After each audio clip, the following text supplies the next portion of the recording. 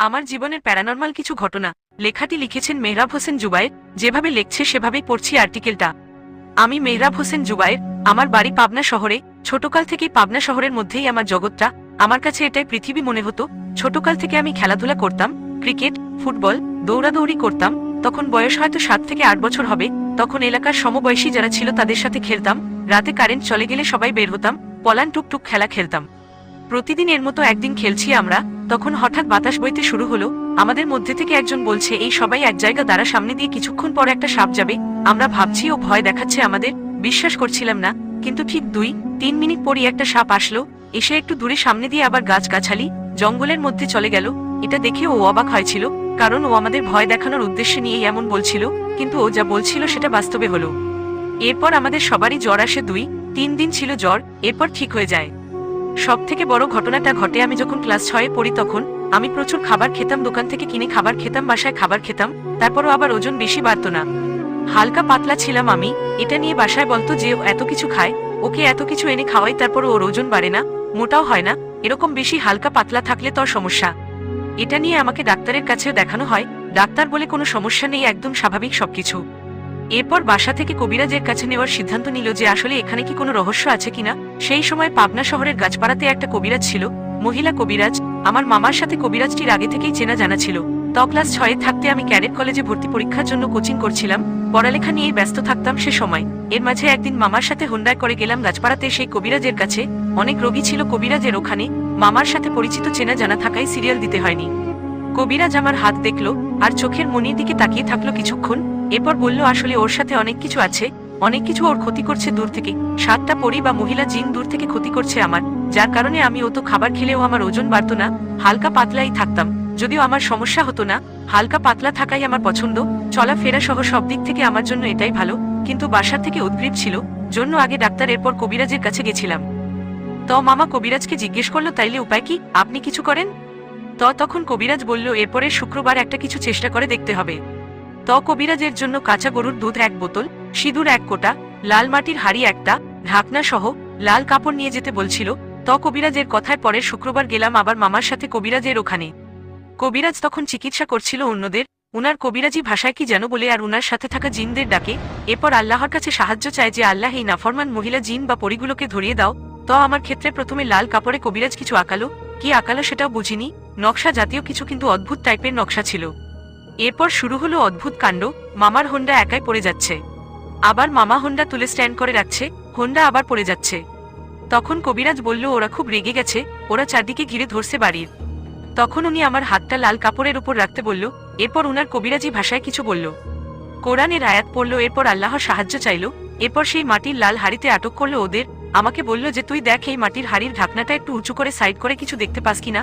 আমি তখন সাপের মতো কিছু দেখতে পেয়েছিলাম, ক্লিয়ারলি দেখতে পাইছিলাম না, তবে সাপই মনে হবে। উনি বলল, ওদের এখানে আটকে রাখছি। এরপর উনি ম্যাচের কাঠিতে আগুন ধরায় হাড়ি বা পাতিলের মুখটা একটু সাইড করে ভিতরে দিয়ে দিল, আর বলল, ওদের আগুনে পুড়িয়ে দিয়েছি, আজকে থেকে আর দূর থেকে কেউ তোকে সমস্যা করবে না। এরপর 1 মাস নিয়ম কানুন বলে দিল, এইভাবে চলতে হবে, এই মানতে হবে। আর 7 দিন পর পর উনার কাছে গিয়ে ঝাড়ফুঁক করতে হবে। লাল কাপড়টা আমার রুমে টানায় রাখতে বলছিল 1 মাস।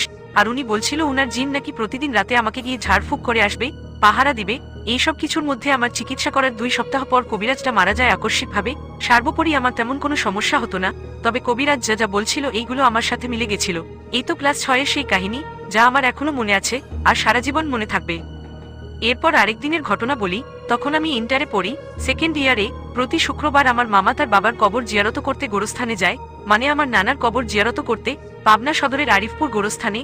একদিন একটা বিষয় দেখে খুব অবাক হয়েছিলাম। আমরা যখন মেইন গেট দিয়ে গোরস্থানে ঢুকি তখন একটু ভেতরের দিকে একটা লোক কবরের পাশে বসে থেকে এক নাগারে রোবটের মতো কবরের দিকে তাকায় আছে। দোয়াও করছে না, কিছু বলছেও না, নড়ছেও না, একদম স্থির, মরা মানুষের মতো।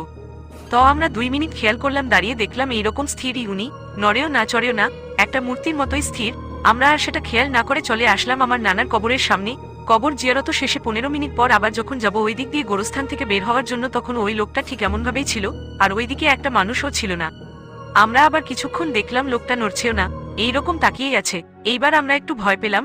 গোরস্থানের খাদেম বলছে যে রাতে নাকি গোরস্থানে কেউ থাকে না, তারপরও নাকি অদ্ভুত আওয়াজ আসে, উনারা নাকি এইগুলো ইগনোর করেন, দেখেও মাথা ঘামান না। আমাদের বলল যে এইগুলো নিয়ে মাথা না ঘামাতে। এরপর আমরা চলে আসলাম বাসায়। এখনো ওই দিনের অদ্ভুত কাণ্ডটা মনে আছে আমার। আর একটা ঘটনা যেটা আমার আম্মু ফেস করছিল। রাত 3টার দিকে একদিন হঠাৎ করে রাতে আমার আম্মুর ঘুম ভেঙে যায়। পাশের এক পুরাতন ভৌতিক বাড়ি আছে, দেখতে ওমনি। এই বাড়ি নিয়ে এলাকায় অনেক কথা আগে থেকেই প্রচলিত। ওই বাড়িতে কোনো মানুষ নেই, তারপরও ঝুমুর পড়ে নাচার শব্দ পাইছিল আম্মু। এরপর ওই বাড়িতে কোনো মানুষ থাকে না, কিন্তু পানির কলে পাম্প দেওয়ার শব্দ পাওয়া যায়। আমাদের বাড়িতে মাঝে মাঝে মনে হয় উপরে কেউ খেলছে ছাদে। রাত 1টা 2টার দিকে মনে হয় যে ছাদে কেউ হাঁটছে, বাড়ির ভাড়াটিয়ারাও এমন বলছে। এরপর আরেকদিনের কথা, আমি আমার রুমে পড়ছি, রাত 1টা বাজবে সম্ভবত।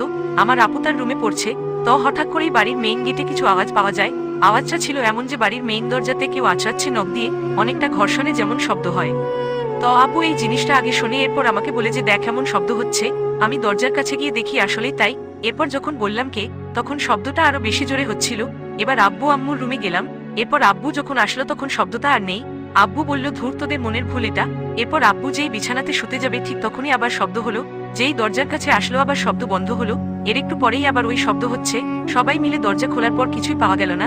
তখনই বুঝছে কিছু একটা আছে। দরজা আটকায় দেওয়া হলো আবার। এরপর আবার শব্দ শুরু হলো।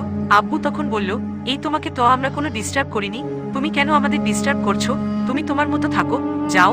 এরপর সূরা কেরায়াত পাঠ করা শুরু করলাম আমরা। এরপর চলে গেছিল। এই তো সেই দিনের ঘটনাটা এখনো মনে আছে। এটা 2022 সালের অক্টোবরে হয়েছিল। আরেকটা ঘটনা বলি, এটাও 2022 সালের। আমি আর আমার বন্ধু একদিন ঘুরতে যাই মেরিল বাইপাস, শালগাড়িয়া পাবনাতে। ঘুরতে ঘুরতে সন্ধ্যা হয়ে যায়। ওই দিকেই পাবনার বিখ্যাত ও লোকমুখে ভয়ানক মহাশ্মশান শালগাড়িয়া মহাশ্মশান। তো ওই দিন রাত 8টার দিকে ও বলছে যে ভাই চলো আজকে একটু অ্যাডভেঞ্চার করি, শ্মশানে যাই, অভিজ্ঞতা হবে একটা। তখন ছিল শীতকাল, তো ওর কথা শুনেই গেলাম। শ্মশান এলাকাতে তেমন লোকজন নেই, কুকুর ছিল কয়েকটা, ডাকছিল খুব। এরপর গেলাম শ্মশানের মেইন গেটে, তালা দেওয়া ছিল। ওখানে একজন দারোয়ানের মাধ্যমে ভিতরে ঢুকি। তো এরপর আমরা একদম শ্মশানের ভিতর চলে যাই।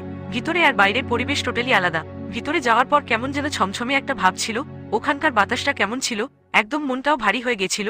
পরিবর্তনটা বুঝতে পারলাম। তো আমরা শ্মশানের বিভিন্ন জায়গা দেখতে থাকি এবং ভিডিও করতে থাকি। সেই ভিডিওটা এখনো আছে। এক পর্যায়ে একটা শুকনো পাতার স্তূপ ছিল, সেই স্তূপ একটু নড়ে উঠলো এবং শব্দ হলো। এরপর সামনে অন্ধকারের মধ্য দিয়ে শুকনা পাতার উপর হাঁটলে যেমন শব্দ হয় তেমন শব্দ হচ্ছিল। তো আমরা এক মুহূর্ত দেরি না করে তৎক্ষণাৎ সাথে সাথে দৌড় দিয়ে বের হয়ে আসি এবং সেখান থেকে দূরে চলে আসি। 5 মিনিট হেঁটে সেই সময় আমরা পিছনে তাকাইনি। এরপর শরীর একটু খুবই খারাপ হয়, তারপর এই তো স্বাভাবিক। আমি আমার নানির সাথে ঘটে যাওয়া একটা ঘটনা বলবো। আমার নানি খুবই পহেজগার এবং ধার্মিক মানুষ। উনি প্রতিদিন তাহাজ্জুদের নামাজ পড়েন। এটা 15 বছরের মতো আগের ঘটনা। একদিন উনি তাহাজ্জুদ নামাজ পড়ছেন, তো হঠাৎ করে জানালা দিয়ে একটা জোনাকি পোকা তার জায়নামাজের উপর এসে বসে, একদম ঠিক সিজদার জায়গাতে বসে। তো নানি যখন সিজদা দিতে যাবে তখন জোনাকি পোকাকে হাত দিয়ে সরায় দিল। এরপর আবার সেই জোনাকি পোকা সিজদা এই জায়গাতে বসে।